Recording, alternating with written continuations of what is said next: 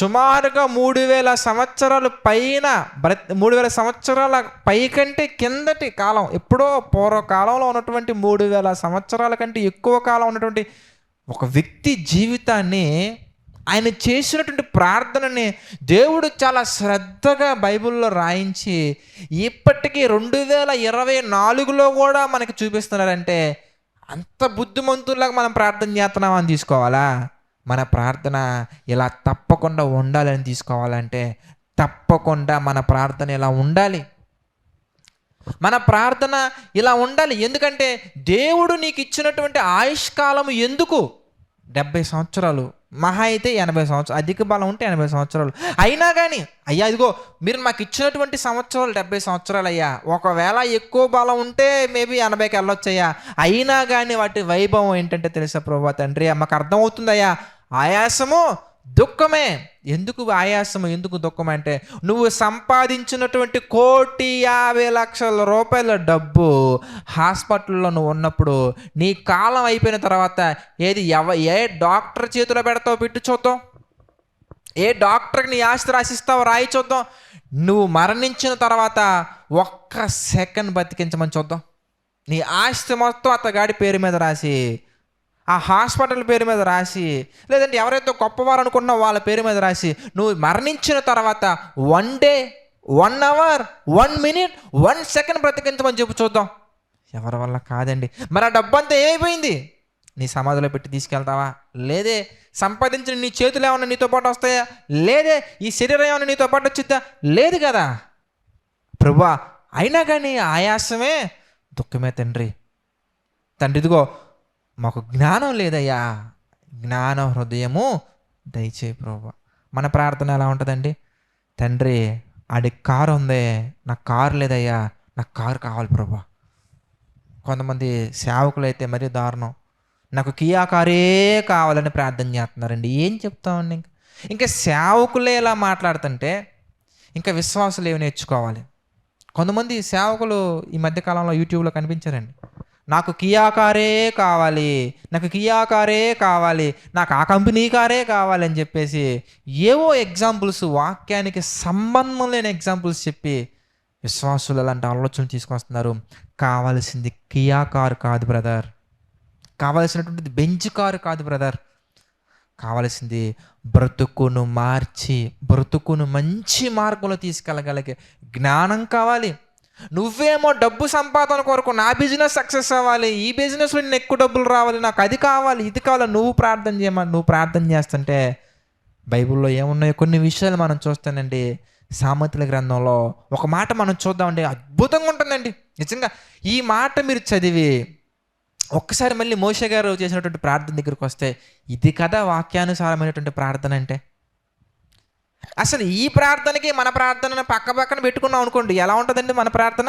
మన ప్రార్థన నిజంగా మనకే విచారకరంగా కనిపిస్తూ ఉంటుంది. ఈ ప్రార్థన ఎంత జ్ఞానం కలిగినటువంటి ప్రార్థన అండి, ఎంత అర్థవంతమైన ప్రార్థన అండి.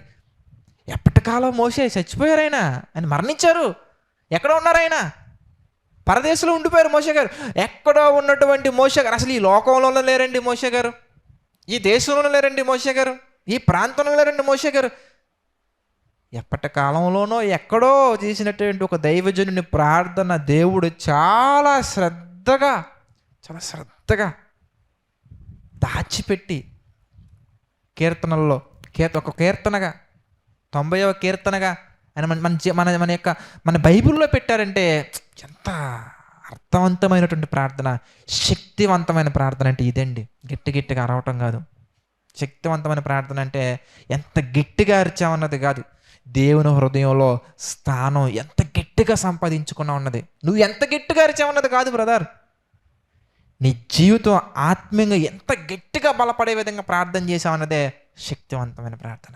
అది మోషే గారు చేశారు. ఎలాంటి ప్రార్థన అంటే, తండ్రి నాకు జ్ఞాన హృదయం కలిగించి, మా అందరికీ జ్ఞాన హృదయం కలిగించి, మా దినములు మీరు లెక్కేసుకోవాలి. ఎందుకంటే మరణం దగ్గరికి వచ్చే కొద్దీ మీ సన్నిధిలో, మీ యొక్క ఆత్మీయతలో పరిపూర్ణతకి మేము దగ్గరికి రావాలి. మా మరణం దగ్గరికి వచ్చేస్తుంది. సమయం చూస్తే చాలా అయిపోతుంది. మేము ఏం చేస్తున్నాం, ఏం బ్రతుకుతున్నాం, దేని కొరకు ఆయాసపడుతున్నాం, దేని కొరకు పోరాడుతున్నాం ప్రభా, మాకు తెలియచే ప్రభా, మాకు నేర్పించు ప్రభా. ప్రతి మనిషి నేర్చుకోవాల్సింది వడ్డీ లెక్కలు కాదండి, విశ్వాసంలో నీ ఆత్మీయతలో ఎంత బలంగా ఉన్నావు. దేవుడే గనక నిన్ను త్రాసులో వేస్తే తూగుతావా లేదా, సరిగా తోచబడతావా లేదా, లెక్క చూసినప్పుడు దేవుడు నీ యొక్క ఆత్మీయతలో లెక్క చూసినప్పుడు, దేవుడు నీకిచ్చిన దినాల లెక్క చూసినప్పుడు రెండు బ్యాలెన్స్ అవ్వాలి, నీ లైఫ్ బ్యాలెన్స్ అవ్వాలి. అందుకే సామెతల గ్రంథం మనం చూస్తే 4వ అధ్యాయం మనం చూద్దామండి. సామెతల గ్రంథంలో 4వ అధ్యాయంలో ఒక మాట మనం చూద్దాం. సామెతల గ్రంథము 4వ అధ్యాయము 7వ వచనం మనం చూస్తే, సామెతల గ్రంథము 4:7, జ్ఞానము సంపాదించుకొనుటయే జ్ఞానమునకు ముఖ్యాంశము. జ్ఞానం సంపాదించుకోవడమే జ్ఞానముకు ముఖ్యాంశము. నీ సంపాదన అంతా ఇచ్చి ఏం చేయమంటున్నారండి? బుద్ధి సంపాదించుకో. డబ్బులని పట్టరా, ఈ సంపాదన అంతా ఇచ్చేసి ఏం కొనుక్కోవాలి? పెద్ద ప్రాపర్టీయా, ఒక పెద్ద బిల్డింగా? కాదు, పెద్ద ప్రాపర్టీ కాదు, పెద్ద బిల్డింగ్ అసలే కాదు. మరి ఏం కొనుక్కోవాలి? జ్ఞానం సంపాదించు, బుద్ధి సంపాదించు. ఎందుకంటే బిల్డింగ్ ఉన్నంత మాత్రాన పరలోకం వెళ్ళావు, బుద్ధి ఉంటే మాత్రం పరలోకం వెళ్ళే అవకాశాలు చాలా ఉన్నాయి. అందుకే సామెతల గ్రంథం 15వ అధ్యాయంలో మనం చూద్దాం. సామెతల గ్రంథము 15వ అధ్యాయము 24వ వచనం మనం చూసాం అనుకోండి. సామెతల గ్రంథము 15వ అధ్యాయము 24వ వచనం మనం చూస్తే, క్రిందనున్న పాతాళమును తప్పించుకొనవలనని బుద్ధిమంతుడు ఏం చేస్తున్నాడంటే పరమునకు పోవు జీవ మార్గమున నడుచుకొనును. అసలు జీవ మార్గం అంటే ఏంటో నీకు తెలియకుండా జీవ మార్గంలో నడుచుకుంటావు ఎందుకే? అంటే జీవ మార్గం నీకు కావాలంటే ఏం చేయాలి? ఎందుకే జీవ మార్గం తెలియాలంటే ఏది కరెక్టో, ఏది రాంగు, ఏది చెయ్యాలి, ఏది చేయకూడదు నాకు స్పష్టత నీకు రావాలంటే you should have the knowledge. జ్ఞానం నీకు ఉండాలి, బుద్ధి నీకు ఉండాలి. అవి నీ సంపాదన అంత ఇచ్చుకొనుక్కో. ఎంత దూరం నువ్వు వెళ్ళాలంటే, జ్ఞానం సంపాదించుకోవడానికి, బుద్ధి సంపాదించుకోవడానికి ఎంత దూరం నువ్వు వెళ్ళాలంటే, అవసరమైతే నీకున్న ప్రాపర్టీస్ అన్నీ అమ్మి నువ్వు రోడ్డును పడైనా కానీ నువ్వు హృదయంలో వాక్యాన్ని పడేయాలి. నువ్వు రోడ్డును పడైనా పర్లేదు, వాక్యం నిండా హృదయం అంతా వాక్యంతో నిండుకొని పోవాలి.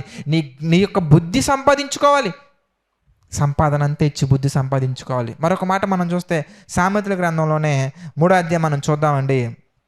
సామెతల గ్రంథము 3వ అధ్యాయం మనం చూస్తే ఏమండి 13వ వచనం మనం చూద్దాం. జ్ఞానము సంపాదించిన వాడు ధన్యుడు. 14వ వచనం మనం చూస్తే, వెండి సంపాదించుట కంటే జ్ఞానము సంపాదించుట మేలు.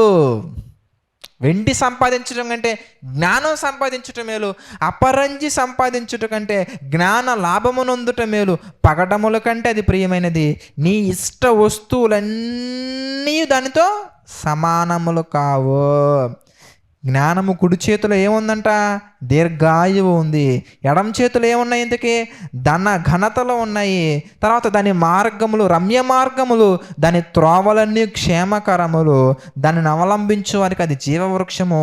దాన్ని పట్టుకుని వారందరూ కూడా ధన్యులు. చూసారా, మనం ఫిలిప్పీ పత్రికలో చదువుకున్నటువంటి విషయాలన్నీ కూడా ఎక్కడ దొరుకుతున్నాయ్యా అంటే, జ్ఞానం ఒక్కటి సంపాదిస్తే మనకు చాలండి. దీర్ఘాయువు దొరుకుద్ది, అంటే నిత్య జీవం దొరుకుద్ది, ఘనత దొరుకుతుంది, రమ్యమైన మార్గాలెండు తెలుస్తాయి, పరమనకు పోవు మార్గం తెలుసుద్ది, జీవ మార్గం తెలుసుద్ది. అందుకే మోషే గారు ఏది పట్టుకున్నారు? అందుకే, అయ్యా తండ్రి, పరలోకమందున్న తండ్రి, మాకు జ్ఞాన హృదయము కలుగచేయు, మా దినములు లెక్కించుట మాకు నేర్పించు.